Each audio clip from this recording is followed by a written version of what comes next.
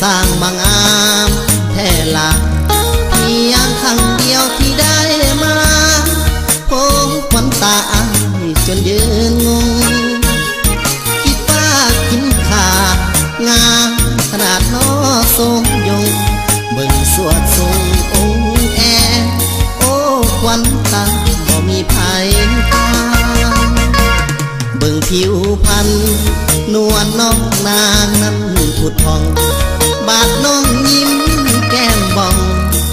มาเห็นน้องแล้วพาให้ฝันนี่บ่น้องลาคนเขาสาลือกันสาวงามลามในปัจจุบันต้องแก้มจันเป็นหนึ่งแน่นอนเมื่อมาเห็นหัวใจอายเต้นอย่างขนาดอยากให้น้องใจจะขาดแต่บ่อาจจะเอ่ยว่าจีได้แต่ยืนมองอยากได้น้องอย่างเต็มที่อยากแต่น้องคนดีเป็นลูกคนมีค่าน้องจะสู้ลูกสาวไทยหากหัวใจยังว่างสาวบ้านใดก็สาวหากน้องนางเห็นดีไอ้ขอสมัครเป็นคนจงฮักและพักดีหากน้องนั้นบ่ทิ้งคอยวันพันปีอาจจะอยู่ดอก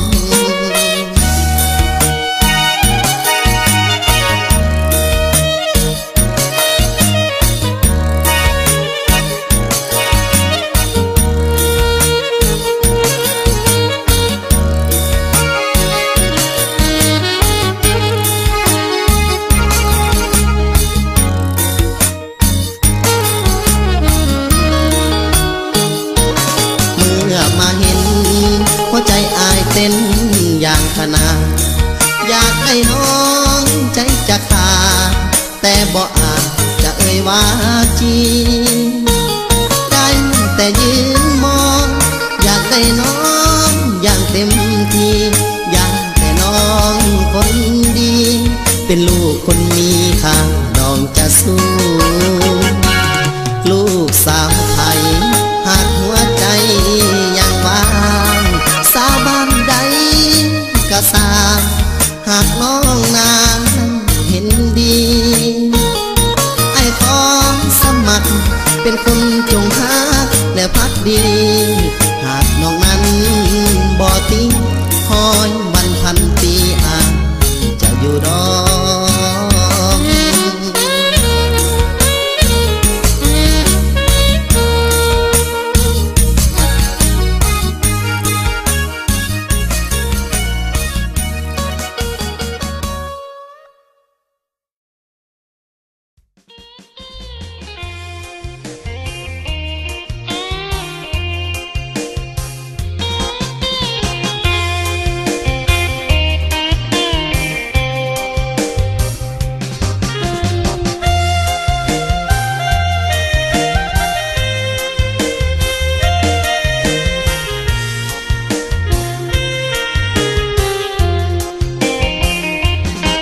ถ้ามีแห่ทุกเศร้าแรงเนี่ยห่วงเอาไว้สิไปใส่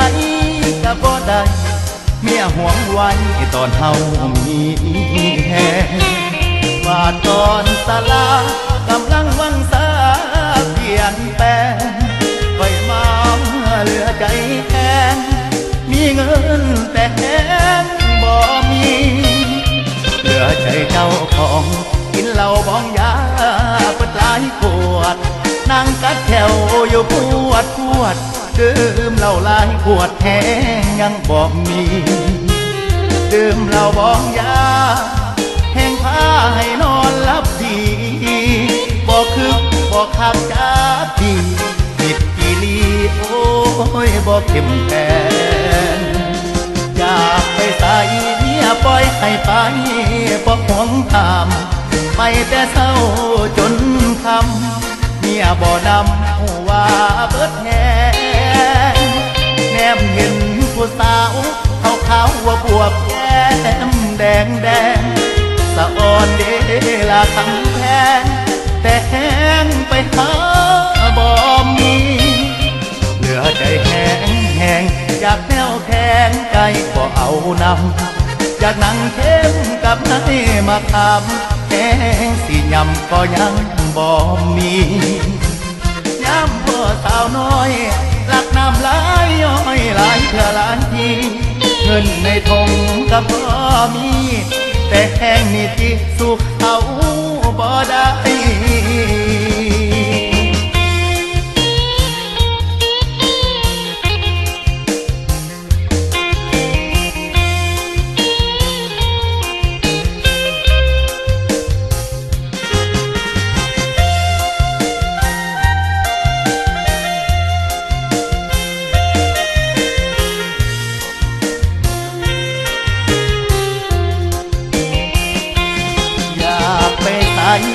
ปล่อยให้ไป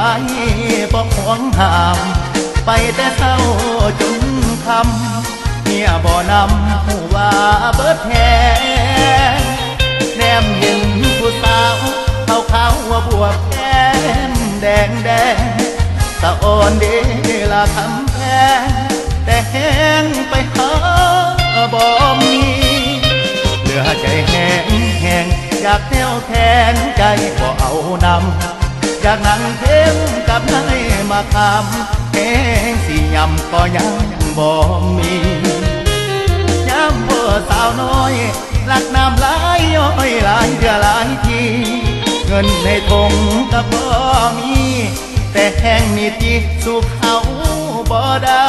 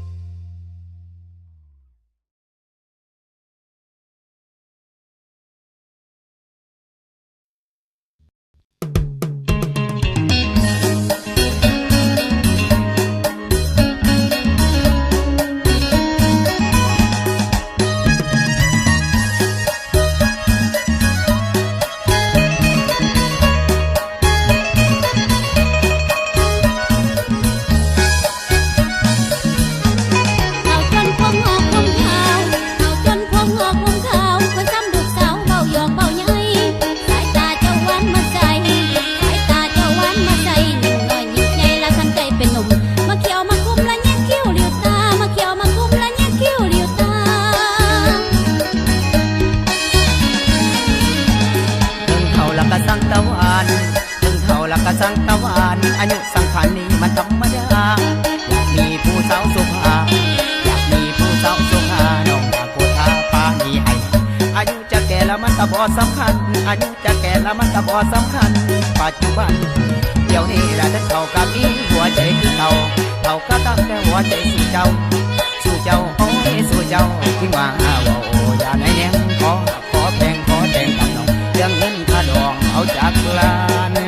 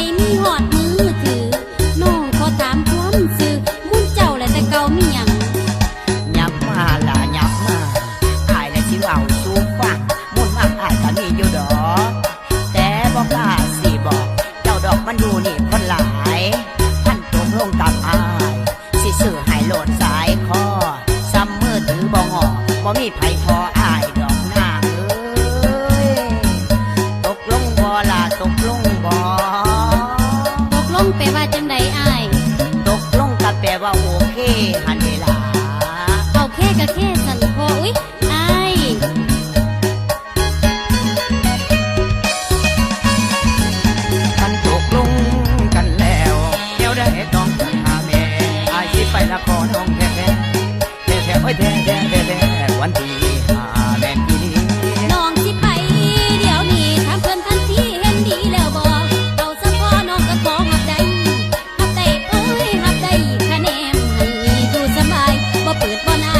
ายตัวเพิ่นบ่เปิดบ่นายมุ่นหลายตัวเพิ่นดีกว่าลงเพิ่นนะวัยรุ่นน้ำวัยรุ่นเลย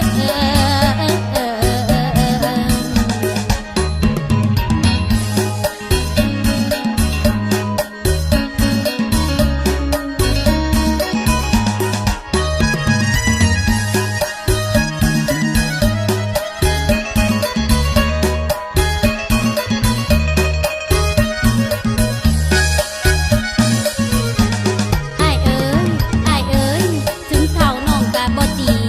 คันมีละเงินคำไม่ใส่กับคำละที่ซอยแหวนใส่รถใหญ่มีหอดมือถือน้องขอถามความซื่อมุ่นเจ้าและแต่เก่ามีหยัง ยับมาล่ะยับมาอายและสิเอาสู่ฟังมุ่นมากอายก็มีอยู่ดอกแต่บ่กล้าสิบอกเจ้าดอกมันดูนี่คนหลายท่านตกลงกับอายสิซื้อให้โหลดสายคอซ้ำมือถือบ่งอบ่มีไผทออายดอกนางเอ้ยตกลงบ่ล่ะตกลงบ่ ตกลงไปว่าจังใดอ้าย ตกลงก็แปลว่าโอเคหันนี่ล่ะ เอาแค่ก็แค่สันพออุ๊ยอ้าย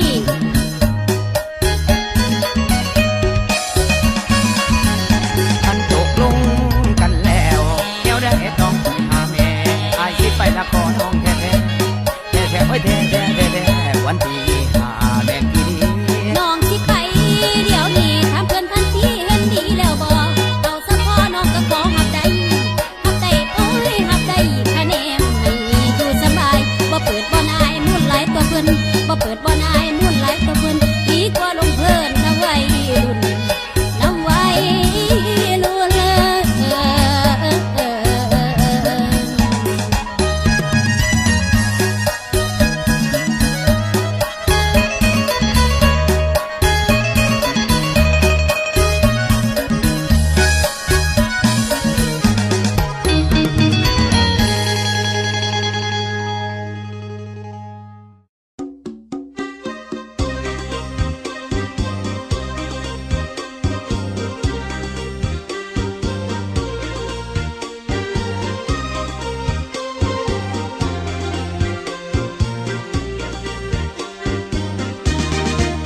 ถึงอายจะแก่แต่หัวใจห้าวหัน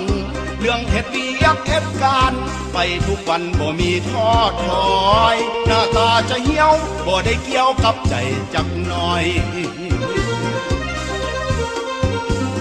อายุหลายหรือว่าน้อย มันก็พลอยเป็นเพียงน้ำมือ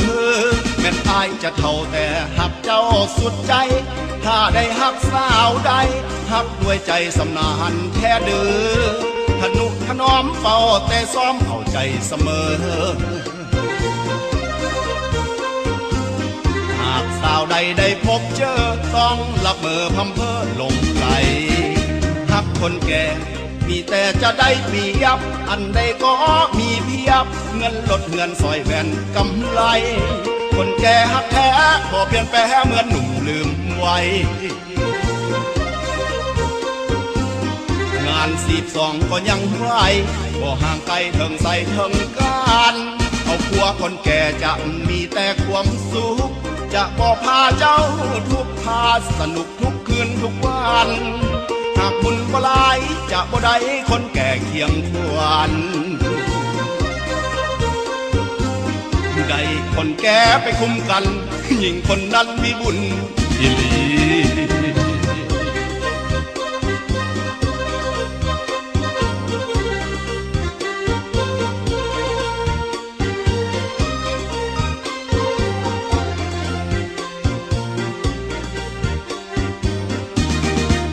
ถึงอายจะแก่แต่หัวใจห้าวหัน เรื่องเฮ็ดเวียกเฮ็ดการไปทุกวันบ่มีท้อถอย หน้าตาจะเหี่ยวบ่ได้เกี่ยวกับใจจักหน่อย อายุหลายหรือว่าน้อย มันก็พลอยเป็นเพียงน้ำมือแม่นอายจะเท่าแต่หักเจ้าสุดใจ ถ้าได้หักสาวใดหักด้วยใจสำนานแท้เดือทนุถนอมเฝ้าแต่ซ้อมเข้าใจเสมอ หากส สาวใดได้พบเจอต้องละเมอพำเพ้อหลงไหลหักคนแก่มีแต่จะได้เปรียบอันใดก็มีเพียบเงินลดเงินซอยแว่นกำไรคนแก่หักแท้บ่เปลี่ยนแปลงเหมือนหนุ่มลืมไว้งาน42ก็ยังไหวบ่ห่างไกลเถิงใส่เถิงการเอากลัวคนแก่จะมีแต่ความสุขจะบอกพาเจ้าทุกพาสนุกทุกคืนทุกวันหากคุณบ่หลายจะบ่ได้คนแก่เคียงควันได้คนแก่ไปคุ้มกันยิ่งคนนั้นมีบุญอีหลี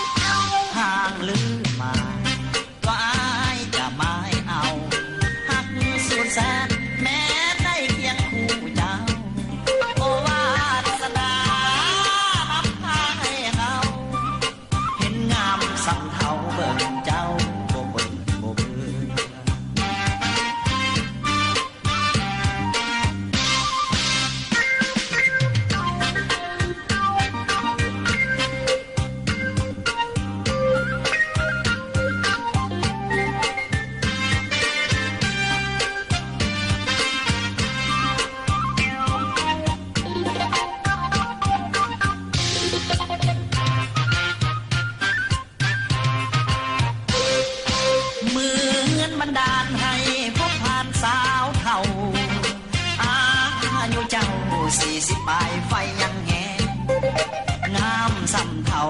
เขียวมาปากแดงแดงยามน้องแต่งเสน่ห์แห่งแห่งใจสาวซ้ำนี้40 ปีน้องยังจบหากได้พบน้องตอนเป็นสาวขึ้นใหม่เจ้าคงจะงามโสภากว่าสาวใด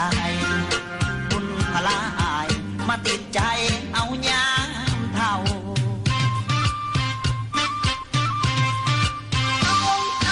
ห่างลืมมาตัวอายจะไม่เอาหักสุดแสนแม้ได้เพียงคู่เจ้าโอวา